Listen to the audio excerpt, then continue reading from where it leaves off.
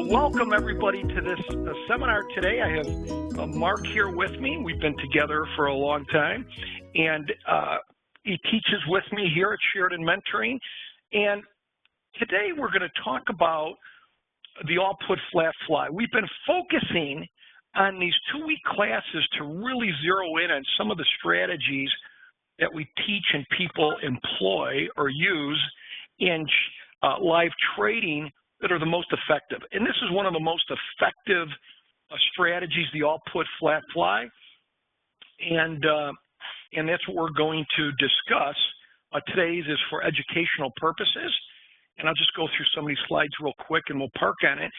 This is going to launch into a two-week class that starts 2 weeks from today. I believe that's May 10th. And it's going to be just focused on one thing, the all-put flat fly, which is an out-of-the-money put broken wing butterfly. And it's been a very effective strategy over the last couple of years. Starting in 2 weeks from today, I will teach the class. It'll be May 10th at 1 p.m. Central. Each class goes about an hour to an hour and a half. Class number 2 would be May 12th, that Friday. Classes go Wednesday and Friday at 1 p.m. Central. They're all recorded. Then it's with Mark. And then number 3 and number 4 are with me, even though I may drag Mark in one of these, depending on what's going on. The class cost is $197. Each class is at least an hour. Classes are archived, and you can ask questions at your leisure. You can watch even 3 months after the class if you buy it archived. All the questions will come to me. So it's great. Class days are Wednesday and Friday, and that's the class. And so we're just kind of today giving you a feel of what it's all about, what the strategy is, give you a good sense of it so you can decide what you want to do. Now, before we get into some of these, all the logistics. So you can see here I've got all put flat fly basics. I'm just running through the slides, and I'm just going to give you, we have 3 or 4 examples. Pictures tell 1,000 words, don't they? So that's all we're going to do. Clear pictures, you can see what the heck we're doing here. We've been doing this strategy at least 2-3 years. Mark, would you say? Is that fair? Yeah, it's going on 2. It's between 1.5 years and 2 at the moment, I think. Yeah. I mean, I've traded the out-of-the-money put broken wing butterfly 25 years ago. I mean, in the pit, butterflies are popular and all that stuff. But in terms of for retail traders, we have many different butterfly techniques, but this is a very good one. This all put flat fly, and we're going to explain it. It's an out-of-the-money put broken wing butterfly. We've had many students do this live the last couple of years. It's been great. Mark has been doing this, managing. It's always hard for me to say this, managing family money. I don't know if I could ever do that. to meet them especially with the Italians and my wife's side of the family. Can you imagine meeting? I feel like the movie Godfather. We would meet in the, you have meatballs and, hey, you lost money this month? Okay, let's go outside. All right, let's go outside. Next thing you know, I'm in the back of a trunk of a car or something. So Mark has been managing almost 6-figure, I believe. Mark, tell me if I'm wrong. 7. 7-figure. Close to 7, right? It's a trust across my extended family. Across this, so when you see, so you've been doing this for a few years, managing almost 7-figure, and basically just doing this strategy. Is that correct? I mean, over the last 1.5 years, I have done this strategy exclusively. Okay. And I've had 3 losing trades. And I was thought about, and I kind of mixed it up. There was 2 of them were in November, right after the election, and then 1 in February of this year. That's 3 of them. Okay, so in 2016, you had maybe 1 loser? 2. 2 losers in 16 and 1 so far in 17. Okay, but even with the losers in 2016, your winners are making, and again, I'm just focusing on Mark here, but we teach the same thing. The students are doing the same. He's not managing any different than we teach the students. But when Mark, over 2016, a typical winning trade, you're making what? Usually between a typical winning trade itself, probably 10 to 15%, you know, on a lot of them. Okay. Sometimes I take them off a little sooner. I have taken them off, like if they're giving me trouble, I adjust them around. I might take them off at 5. But usually but if you had to say that 8 to 10. Average 8 to 10 out of all the winners in 2016, and then you had you had one loser or two in 2016. 2 in 16 and 1 in 17. So in 2016, were the losers in that vicinity, probably same 8 to 10%? They were they were actually 13 to 15 on the 2, but it doesn't matter whenever you had all the other winners. You know, you keep it in check. Yeah, so you're right. As long as you don't lose much more than you make, even with marks, good trades, bad trades, commissions, everything, would you say an average for 2016 and 17, probably close to 7%, would you say, out of the live trades? Oh, probably, yeah, a month, 8 to 10% a month, probably, yeah. Okay. We teach it, and these guidelines are pretty simple to follow. There's no rocket scientists. There's no algorithms. There's no craziness, right? The one thing we pride ourselves at Sheridan Mentoring is just basic risk management, make it easy that people can understand. I always try to stay out of Disney World and in the real world. And I'm going to make a comment. Scott says, how many win trades in 2016? So 4 to 6 a month. So you're putting them on every week, right? Usually I try to, yeah. Okay. So 4 to 6 a month. So you're talking average 60 trades in 2016 and maybe 2 losses, right? That's correct. All right. Now, let me just say this, right? I just want to, it's important that we stay in the real world at all times. Scott works for the National Baseball Association. So Scott put in 58 winners and 2 losers, which would be a good pitcher, right, on a Major League Baseball team. The fact that Dino and Mark and many others in the community have done phenomenal on this strategy over the last year and a half, does that mean the minute you do this thing, even if you have no experience, you're going to do that, right? So all I'm saying, in the world of options education, I think people will do anything to get a buck, right? And I want to make clear here, it's a craft. Just like I was in the pit for 20-some years, it's a craft. It takes time. Now, do we have very good, I think, understandable guidelines and do it? Yeah, but what do you think problems are people run into when they do this stuff?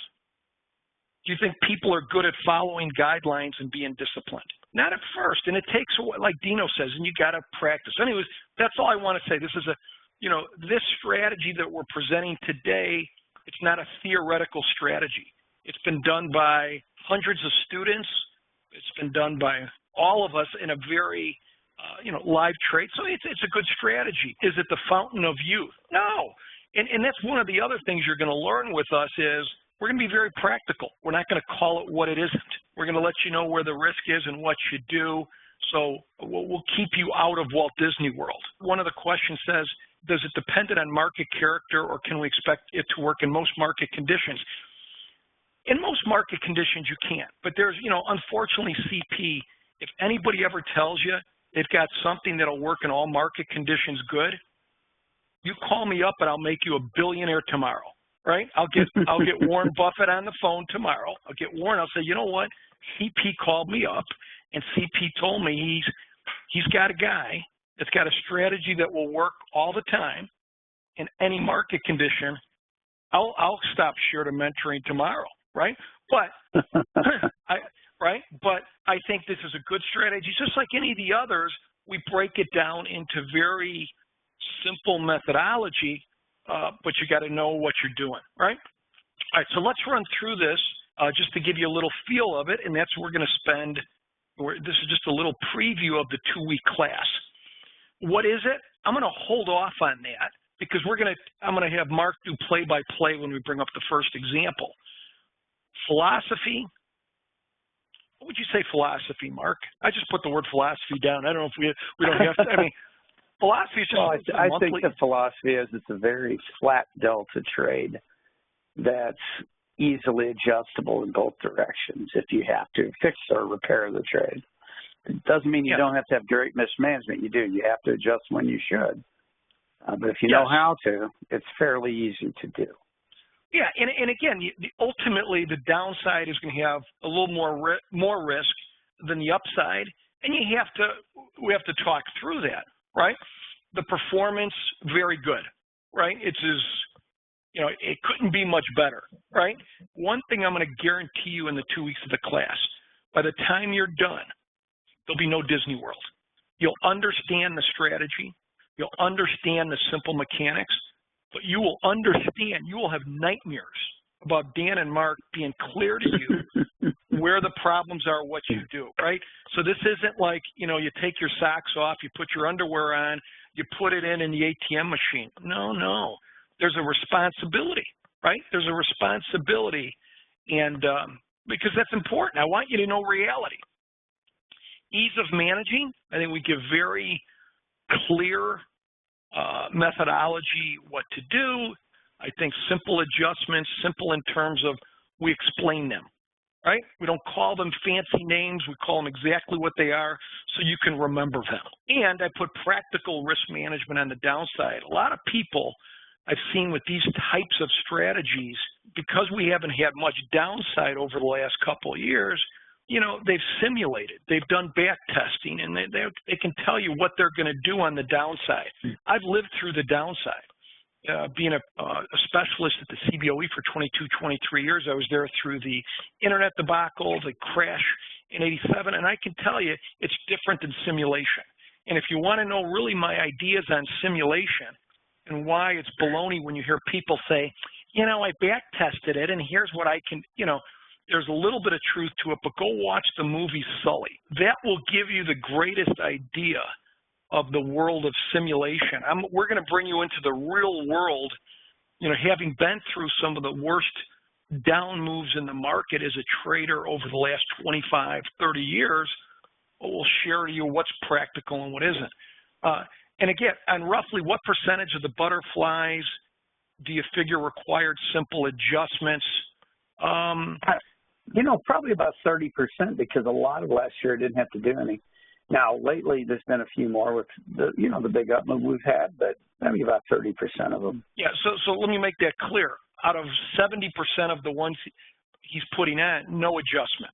So let's get into an example of this. I'll set it up, and then Mark can give a play-by-play of it. So here's an example I took at the opening today with SPX was about 23.90. So SPX was 23.90, which was right there. There's different tweaks. In other words, to do it exactly like this, did Mark and I go to Mount Rushmore and have a conversation with government is this on Mount Rushmore to buy it exactly at this strike or that?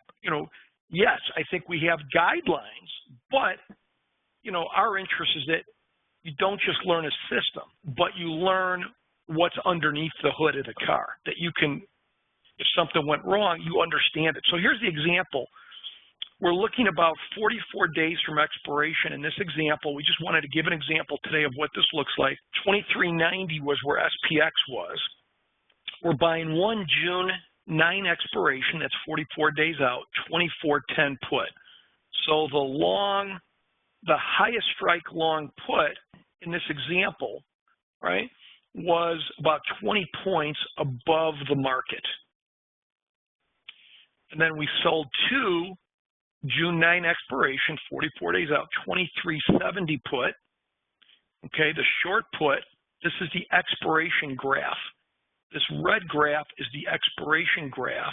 This purple graph right here, this is the graph of how it looks today. We call that a T+0 curve.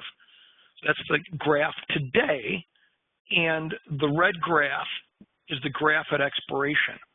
And then, so we're buying a put, 24.10 put, which is 20 points higher than the current price. We're selling the 23.70 puts, which is roughly 20 points under the current price. And then we're buying a June 9 23.20 put underneath that. So if you look here, the difference, why we call it a 40-50, the difference between your highest strike long put and your short put is 40, right? And the difference between your short put and your lowest strike long put is 50.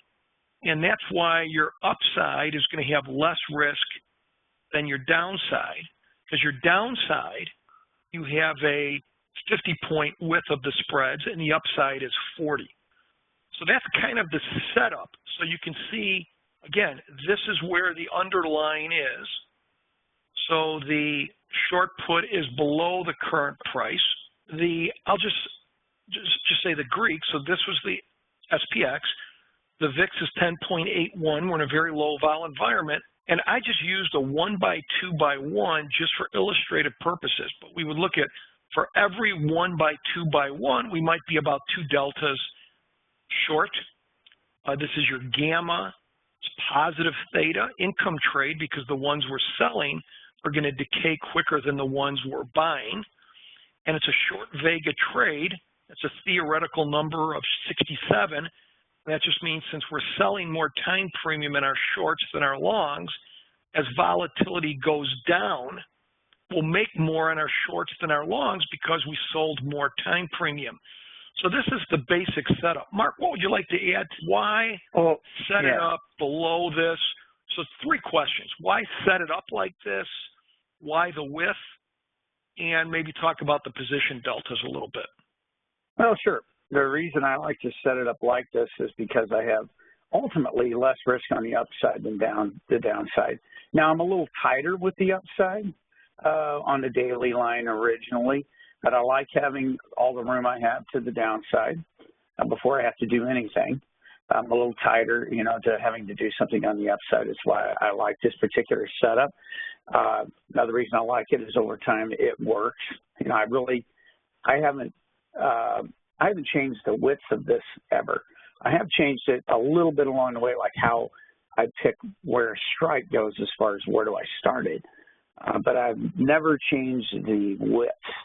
And I like to use puts because I find, the volatility action's a little bit better. The difference between this and a mango is simply an asymmetrical fly. However, 2 things. Mango is normally started at the money. And also the mango has, Jay Bailey has his own particular criteria for adjusting it, which are different than the criteria for this one. So I think, did I miss any questions there, Dan? I think that's fine. Yeah, this is known deltas. as I like to have the deltas be usually under 4 or 5 per contract, meaning if I do a 1-2-1, I'd like the starting delta to be, maybe 4 or less. If I do 2-4-2, maybe 8, 10 or less, that type of thing. Yeah. And it will be. It's not really difficult to achieve. Right. All right. So that's kind of what we're dealing with, and what we're going to talk about in the class is not only the different adjustments, but explain, there's basically, if you take an out-of-the-money put broken wing butterfly like this, no matter what, if you took anything that you can do on the upside, it's about 3 things. And anything you can do on the downside, it's about 3 things. And so, we'll go over the different adjustments, what we think are the best ones, what are the most effective, but we're going to make sure you understand the differences between them all. That's the key, because many people, if you just understand a set of guidelines and rules but don't understand the big picture, you can set yourself up for a fall. All right, here's a slide. I wanted to show you this. We're basically taking the car apart a little bit. So what do I mean? What are the 2 components that make up this all put flat fly? So this is the same example that we just showed, but I just broke it up into the 2 components. Component number 1, this is the exact same trade I just did. It's breaking up into 2 components. So the all put flat fly, it's a bearish butterfly buying 1 June 9, 2410 put, selling 2 June 9, 2370 puts, buying 1 June 9, 2330 puts.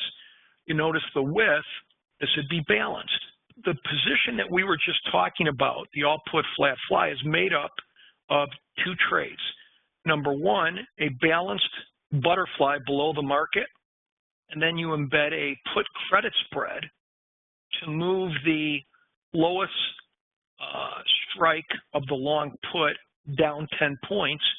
And so you take this bearish butterfly plus a put credit spread gets you what we were just talking about. Because if you look at here, you're buying one June 9.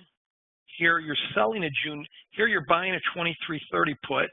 Here you're selling a 2330 put. So those will cross out, basic math. And what you're going to be left with is buying one 2410 put, selling two 2370s, buying one 2320, presto. But it's good to understand what are the components that make it up. And again, many different ways to do these things. Mark, what would you say is, why do you put the shorts, in this case, below the money? So we're starting well, this it's all about getting below. the structure I want, the delta structure and the daily line the way I want them to be. So I'm going to get into that more when we get into the course. There's a lot of reasons, nuances, for the different components. Absolutely.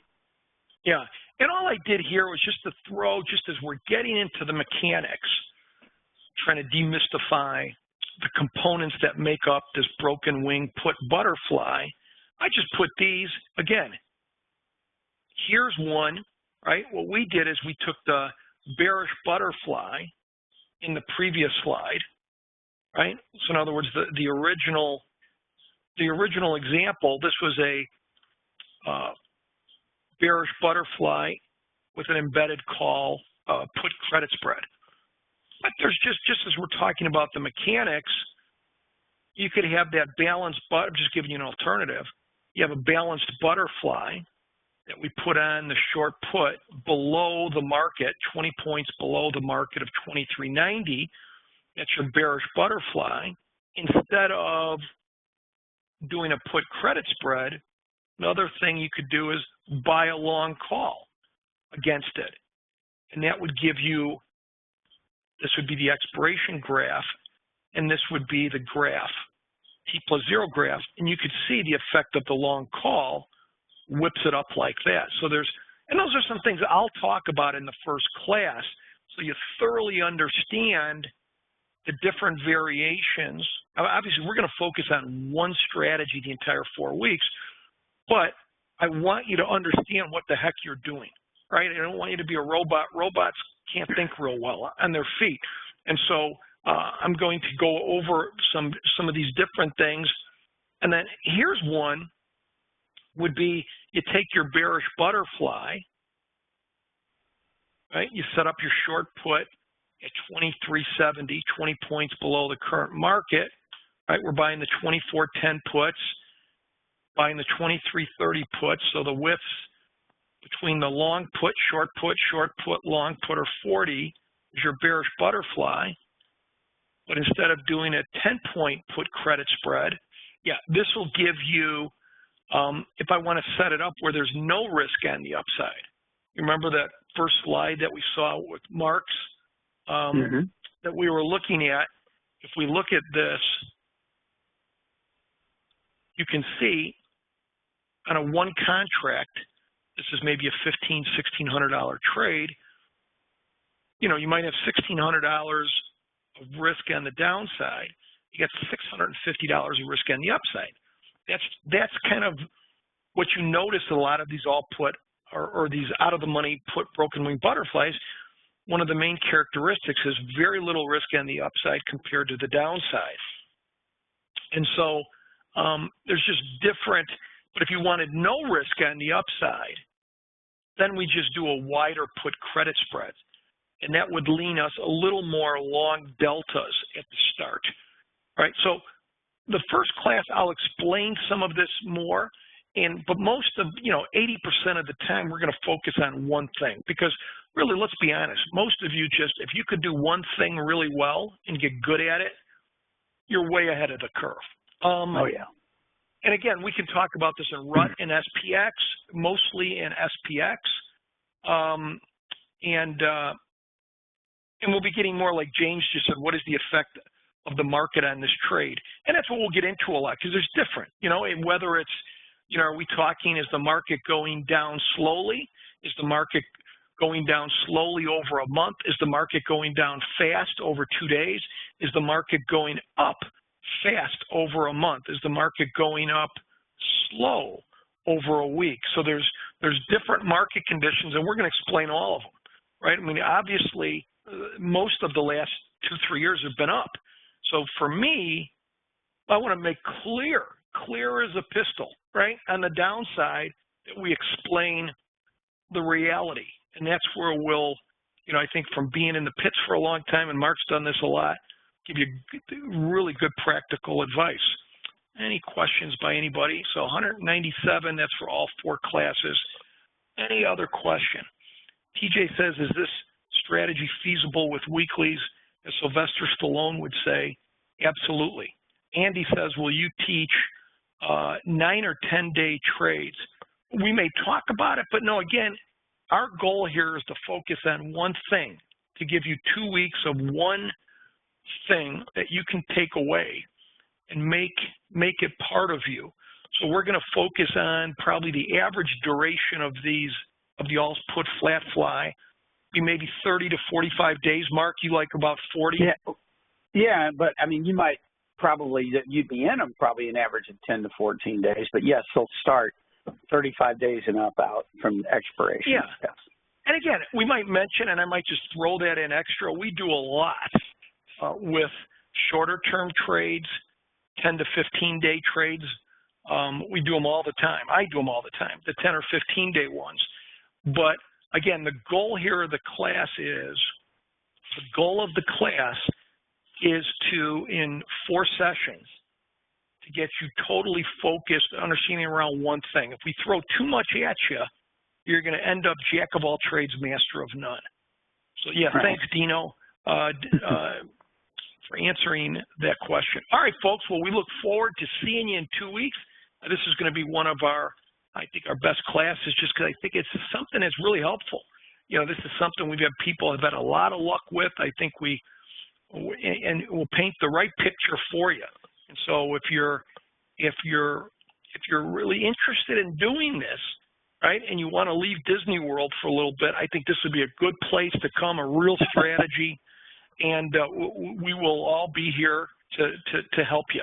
So any other questions, you can email me or at dan@SheridanMentoring.com. Mark is mark@SheridanMentoring.com. And we will see you guys. We'll see you soon. All right. Thanks. Hope to see you all. Bye-bye.